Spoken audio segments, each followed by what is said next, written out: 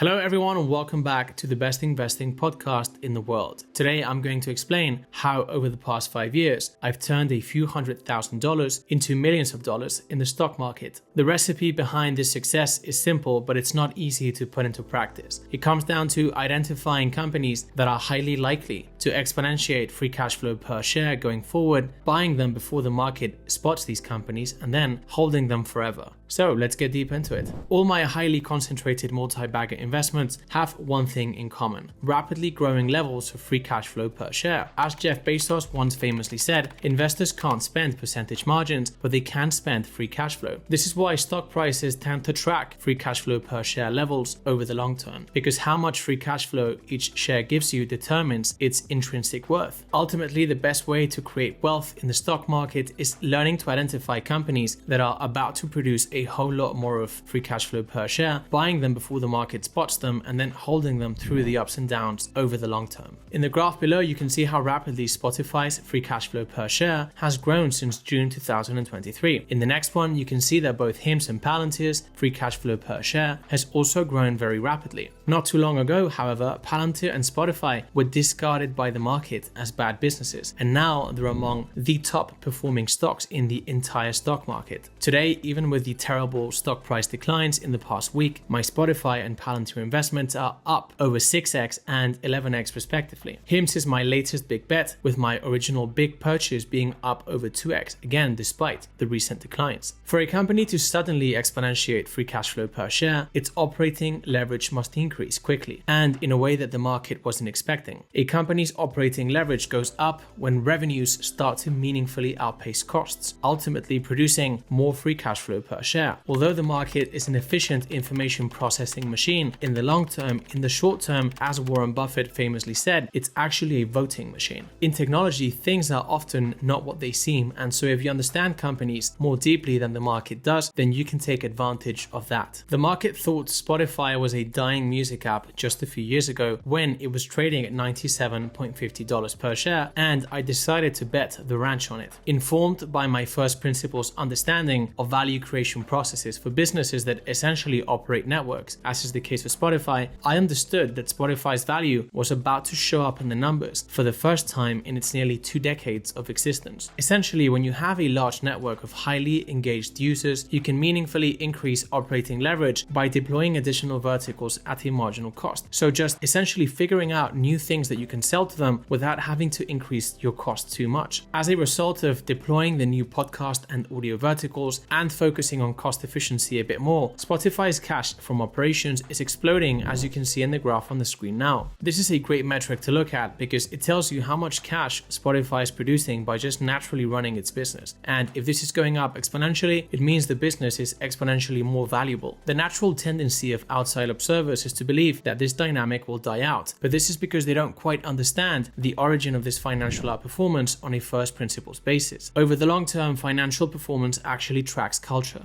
And this is because culture defines how people work together within an organization and who they let in and who they kick out, which broadly determines their collective fate, as generally does the personality of an individual. Over the long term, it's quite unlikely to have someone who's hardworking, nice, highly intelligent, innovative, willing to fail and experiment and see them fail. It just doesn't tend to happen. In turn, Spotify's culture is only improving per my individual assessment of the company, which I believe means that we'll likely see continued financial outperformance from here. Spotify's core organizational ability is actually delighting end consumers in a way that's increasingly harder to replicate while producing cash. Spotify won't stop at audiobooks and podcasts. Spotify actually has plans to deploy an endless stream of additional verticals and is now set up organizationally to solve big problems that both creators and fans have in common. In general, I believe that Spotify's market cap 5 years from now will be a reflection of the aggregate volume of problems that it has managed to solve for market participants by then, and I anticipate that the volume of problems they will have solved will grow exponentially. 2 years ago, the world also thought Palantir was a consulting company. However, as I explained in my 2022 Palantir deep dive, which you can read for free on my blog, their software is foundational for the successful deployment of AI in the West. And back then, the odds of Palantir developing a method of frictionless distribution were palpably high. As I quote unquote predicted in my Palantir deep dive, Palantir's cash from operations has risen sharply as a result of LLMs, large language models, making the distribution and operation of Palantir's software much easier, as you can see in the graph on the screen now. I use quotations for the term predicted because the future cannot actually be anticipated, and this is something that's fundamental to understand when it comes to creating wealth in the stock market. Rather, we can bet on vehicles, so companies in this case, that are highly likely to overcome problems along their way and ultimately find solutions and make money as a result. I saw the relevance of Palantir's software clearly, and per my assessment of their culture, I understood that the odds of them productizing their software were high enough for me to place a concentrated bet. Sure enough, they found a way to productize their software, and now it's way easier to sell, install, and use, and so now they have a much bigger, more valuable business. And going forward, as is the case with Spotify and generally any other business, Palantir's future financial performance will be broadly dictated by the evolution of its culture, which for me currently is extraordinary. The market found ways to spin many narratives for years about Palantir and Spotify after I first set my eyes on them, as is the case with Hims at present. One of the narratives a few months ago was whether Amazon was going to kill Hims. Now it's the whole thing about the GLP-1 craze. So the stock market in the short term is going to be creating stories which actually may not have to do much with the actual fundamentals of the company. Eventually, however, for Spotify and Palantir, stock prices have tracked their free cash flow per share, as Palantir and Spotify have continued to execute successfully quarter over quarter. Further, as we saw in my Netflix deep dive, the market can and often will send the stock of an extraordinary company down over 70% in just a month or two as quickly as that, driven by narratives, only for it then to bounce back 420% after the crash in 2022. And this is because naturally the narratives that the market was creating about Netflix back in 2022 weren't actually matched to the company's fundamentals. All this is to say that once you do find, or you believe you found, a company which is about to explode free cash flow per share, or that has meaningful potential to do so over the long term, your convictions will be tested by the market repeatedly to extents that will push your psychological limits. Many people ask me whether it's easier to manage large declines when you're up 10, 20, or even 30x on a position, and the answer is no. You simply get better by studying businesses intensely over time and learning to differentiate between the decline of a stock price that's driven by silly stories essentially, and the decline of a stock price that's motivated by an actual fundamental decline of the company in question. For example, I've been holding AMD for over 10 years now, and back in March 2024, my original investment was up 50x. Over the past year, I've seen the performance of this investment get cut in more than half, with a majority of opinions out there saying the company is done. I've seen similar scenarios many times over the past decade. The market always finds a way to test your conviction and sell you extraordinary companies at a steep discount on the positive side of things. If I hadn't spent thousands of hours learning about semiconductors and AMD's tech roadmap, there's no way I'd still be holding AMD. In fact, today I believe that AMD will be my first 100x investment ever, but that will probably take a decade and a half after I originally made the investment. Thus, identifying companies that are likely to increase free cash flow per share exponentially is a highly intellectual and psychological game, and especially if you want to do it before the rest of the market figures out that the company you're looking at is exceptional. You have to understand the businesses in question better than the market does and be able to persist in your thesis through severe and long tests. It's one thing to be confident about your thesis for a month and another thing to be confident for years while the stock of the company in question is declining slowly. For example, with AMD, for me, losing half of my money after I mentally declared victory isn't quite easy. Although the investments that I'm talking about have produced quite a bit of wealth relatively quickly, they are the result of an intense learning journey over more than a decade. And along the way, I've made some mistakes, which I do talk about in my blog as well, and I made a video about it in my channel too. Every day that I wake up, I dedicate my energy to learning something new, and I relentlessly study companies, taking notes of everything that I read, and then I write my thoughts down in order to stress test what I'm thinking and improve my thought process over time. If you do the same, however, the rate at which you produce wealth will naturally accelerate over time. Over the long term, your returns will tend to broadly track your inner development, intellectually, psychologically, and spiritually even. Mechanically speaking, in order to get good at spotting companies that are highly likely to exponentiate free cash flow per share levels before the market does, you must read annual letters and quarterly conference call transcripts, take notes, and write your thoughts down. As you do this for a growing number of companies over time, your brain will naturally tend to build a neural network that will be able to detect with increasing accuracy good companies and tell them apart from the bad ones. If Eventually, over the very long term, you'll likely see an extraordinary company which the market is highly pessimistic about and is therefore selling quite cheaply in your view. And that right there will likely be your opportunity to create enormous wealth, quote unquote, quickly. Now, going forward, I offer you two things to help you out, which is you can read my over 50 deep dives and hundreds of quarterly updates for free in my blog. And I also have video formats of these deep dives here on YouTube, Spotify, and I share a lot of free content on X as well. And or you can take my Tech Stock Goldmine course. In this course, I teach you everything that I have learned over the past decade in the pursuit of finding winners before the market did, as I have successfully done with AMD, Tesla, Palantir, Spotify, and I believe the next one is Hims. And I teach you all of this in under 2 hours. I know teaching this in under 2 hours sounds kind of weird, but I've put a lot of effort into creating an elegant and powerful framework that has enabled over 400 students to date to acquire all this knowledge with a fraction of the effort that it has taken me. And this basically works because I'm quite a decent teacher, if I may say so. You can obtain lifetime access to the current version and all future ones of this course for just $350. You have the link in the show's footnotes. By clicking on it, you're going to go to the website of the course in which you can see the reviews of other customers, and you're going to see that people absolutely love this course. So I'm super proud of this work, and I hope to see you guys inside the course. By the way, once you buy the course, you get free access to a community of over 200 international investors, and we have a lot of people there sharing opinions, theses,